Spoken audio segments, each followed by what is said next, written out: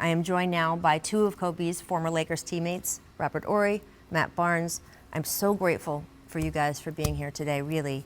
Robert, what was it like being Kobe's teammate? Because we've heard all the stories. Yeah, it's funny what you just mentioned about Kobe being a young guy, and I was one of the guys when he was a rookie, and a lot of guys were upset at him because back then you could bring beer in the locker room, and when we got him on the team, it was like, no more beer? Yep. Oh man, you messing everything up, little kid. And I think that was kind of the thing that when guys were hazing someone, it kind of pushed Kobe away from a lot of guys because back then you weren't used to an 18-year-old kid coming in the league, and he's a good 18-year-old kid. He's going to take someone's spot.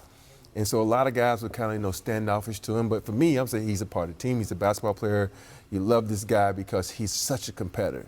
And that's the first thing I know. In the very first practice, we were going through a walkthrough, and he was going 100 miles an hour. I'm like, dude, calm down. It's a walkthrough. But he was that type of competitor, and that's what made everybody on our team better because you knew if you didn't come with it that day, you was going to get embarrassed. Mm-hmm.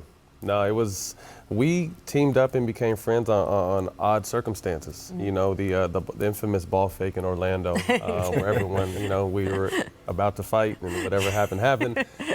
That no summer, flinch. Right, that summer in free agency, I get a call from him. Like, hey, you want to be a Laker? And I'm a lifelong, I grew up, Magic Johnson's my favorite player. I'm from Northern California, but SoCal's adopted me. I've been here half my life. So to get a call from Kobe, like, hey, you want to come be my teammate? And anyone crazy enough to F with me is crazy enough to play with me. And I'm just like, I earned that dude's respect. And we became, more than teammates. We became brothers after that. I mean, look, there's so many things about him that were ferocious, right? You talk about being a competitor. Passing versus not passing, legendary. Were either of you in one of those practices where he refused to pass to anyone, or in one of the games where he would make a point because he'd been yelled at so much that he wouldn't shoot the ball and be like, oh, let's see how they like it without me? Go ahead, you got it. I was never involved in that, but I was on the team that wouldn't pass it to him. Yeah. I've heard a lot of players, and it's always funny. I hear players talk about the infamous this, and like, you weren't even a part of that. Why are you talking about that? Right. We were a part of that where we would mess with him on purpose, and you look on the bench and we'd be like, and then we were like, oh, sorry, Kobe, we couldn't get the ball to you. And it was just one of those things that we would let him know. We bring him back to earth. Like, listen, you need us just as much as we need you. This is a team sport. We know you're one of the top dogs, but we can control your destiny. And he later found out, he thought it was very funny, but but we know. And when it was time, crunch time, we needed a bucket, and big fella, meaning Shaq, couldn't get the ball. Kobe was that other go-to guy, and we rode him. I mean, one time we rode him for I think it was 20 games. He scored 30-plus points. He was just a great competitor, and we knew that this guy was going to be something special from day one.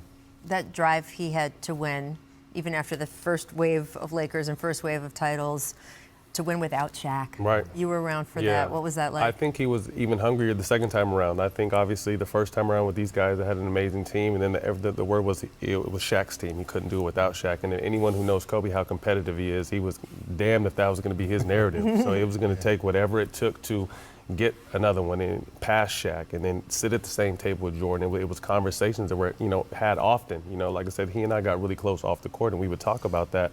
And like I said, just his drive, desire, and attention to detail to be the greatest. Obviously, he had a abundance of God-given talent, but he thanked God every day for how hard he worked with the talent God gave him to continue to improve himself. He never cheated himself. He never cheated the game. We know how much he idolized Michael Jordan. I mean, everything was just a mimic, right? I mean, even the way he talked when he first came in the league was sort of mimicking Jordan's speech patterns. When he would talk to you privately about how much that meant to him, what kind of words would he use? It was just, it was amazing. To me, some people try to knock, but why not try to mirror yourself after the greatest player ever? You know what I mean? He got the closest of anyone. I mean, right? I mean, there's no From question. the walk to everything, right? Keep going. It's amazing. Game. Like I said, I saw it early, so we kind of came to LA the same time. He came in '96, I came in '98, but I was at UCLA, and like Rod said, he was a kid, so he was on our campus a lot.